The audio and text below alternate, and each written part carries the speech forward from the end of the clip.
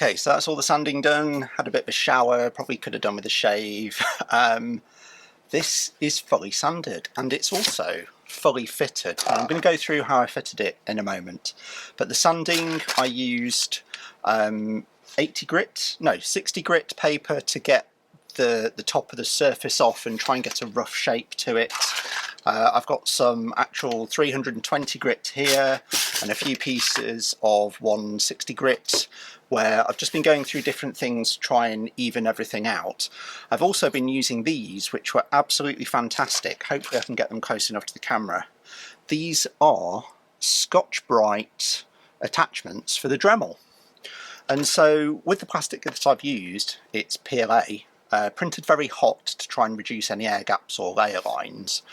But because I was using quite a large nozzle, large format nozzle, even though this took 30 hours to print, that was actually quite a quick print. But yeah, using that large nozzle meant quite thick layer lines. So I used the Dremel to kind of burn everything flat and then the sanding to bring some of the shape back. I've lost a tiny bit of detail on the front, but I'm not too bothered. But the great thing is, on the front panels that I wanted to look kind of like beaten up and used, it's given it a nice bobbly effect, and the hood, the bonnet, also has the same thing. I've got some polyurethane, it's actually wood varnish, heavy duty wood varnish, and that's going to take 16 hours to actually cure, but it dries in minutes. So I'm going to apply a test area on the inside and mask up the grill because I don't want to polish that too much because I'm going to paint that a bit. Do the whole thing in a nice flat varnish, but yeah, let's take a quick look. It's mounted on the G500 scattergun conversion. It's mounted with magnets, so I've got a very large neodymium magnet at the front and then half of a broken one where I accidentally clapped two together and they split apart, mounted to the back. And then the mounting system is some flexible steel, it's used in drywalling and jointing, so you can just cut it with tin snips. Because it's galvanized steel, it's magnetic. So put the strip across the top, and to get the profile, basically just push the body down. Now the body, this body's available on Thingiverse. It's a remix that I did. If you look for just scaling on Thingiverse, you'll be able to find my remix. The body, I've cut out the inside to clear the drive shaft and have the body bit. But these two sides where I've cut actually clamp onto the rails. They locate the body in the centre. So the magnets don't have to be perfect, they don't have to line up with anything, they just have to grip.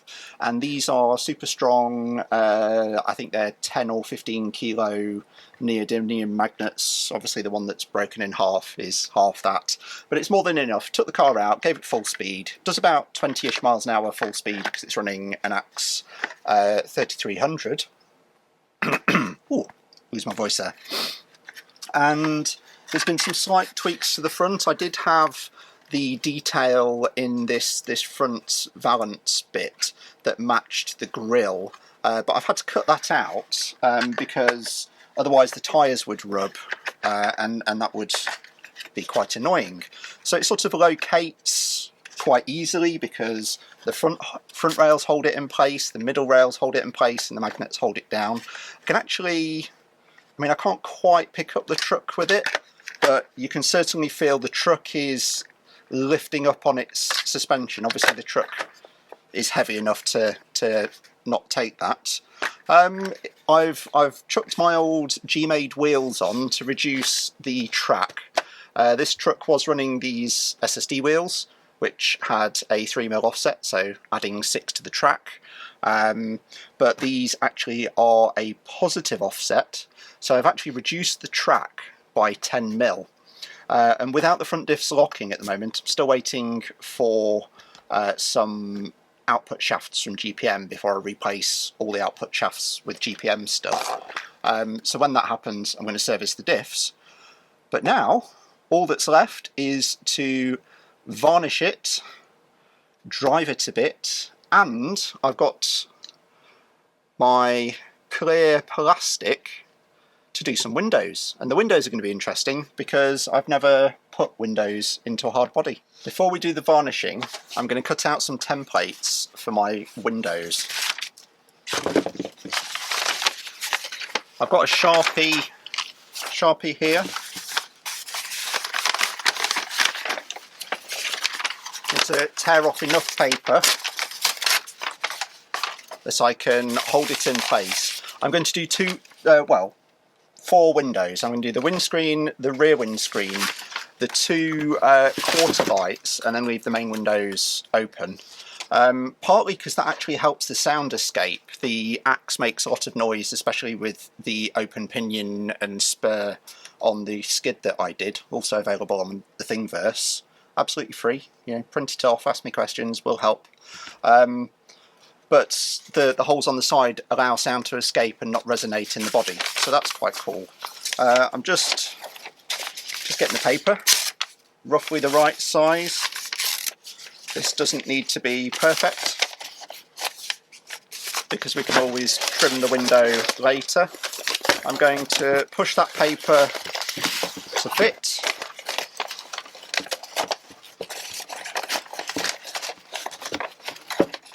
And then just draw around it with a Sharpie.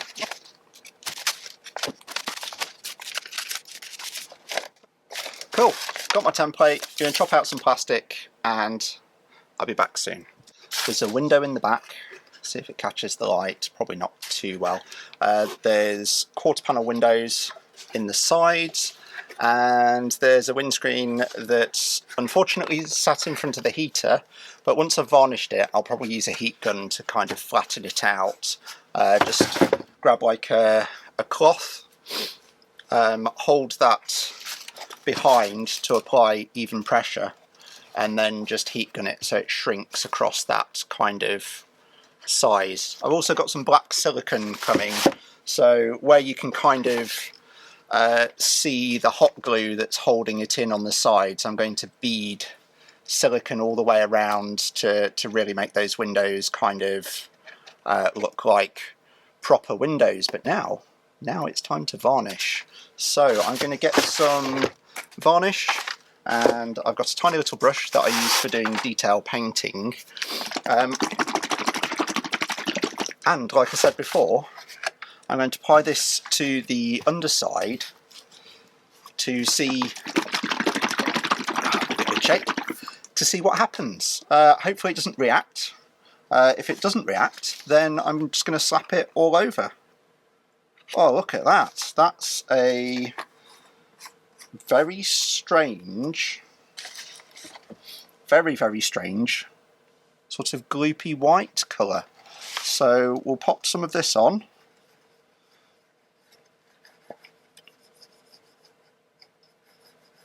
And that's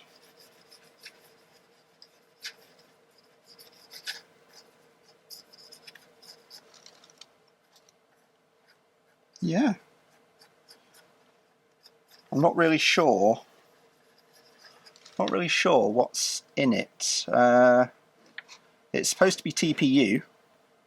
Not TPU, it's just PU. But actually, yeah, that's very quickly. It's a bit foamy because I've just sort of pushed it about. Yeah, probably put a tiny bit too much on, but that's very quickly started to flatten off. And yeah, the layer lines are vanishing. Maybe I didn't need to sand this after all. But although these layer lines are where I've printed it vertically, the stuff that's been printed that way has very large layer lines on it, so it wouldn't have done that there. It's going a lovely matte colour already. I'm not sure what the bubbles are. But worst come to worst, I am going to have to just sand everything again. So here we go. A little bit nervous here. I'm going to start with the hood and just see how it goes.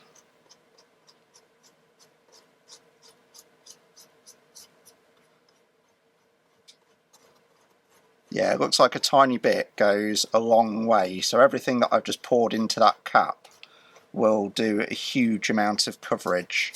I mean, I have washed this. I have got soap and washed this off. So it may just be, it's either foaming because of the brush, or it may be pulling out all of the dust that I couldn't get out of it. I will soon find out.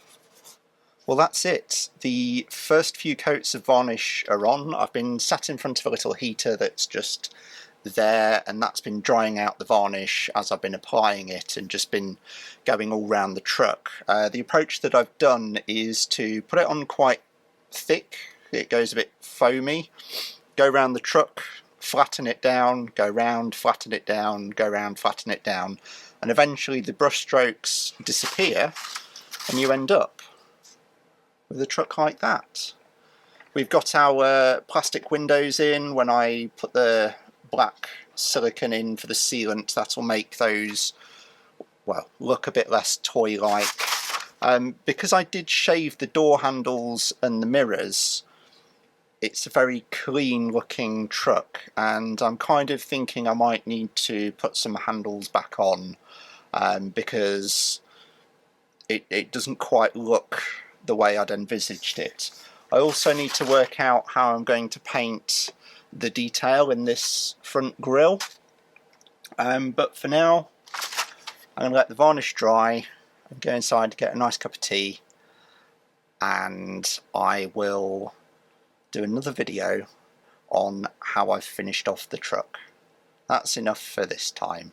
Thank you very much for watching. If you've got any questions, chuck them in the comments. Please like the video, it helps me out, and please get your friends to subscribe. As soon as I reach 1,000 subscribers, I can actually start live streaming from the trail, but at the moment I just can't do that. So yeah, get your friends to subscribe, and hopefully we can start doing some trail videos. Stay safe, and I'll catch you next time.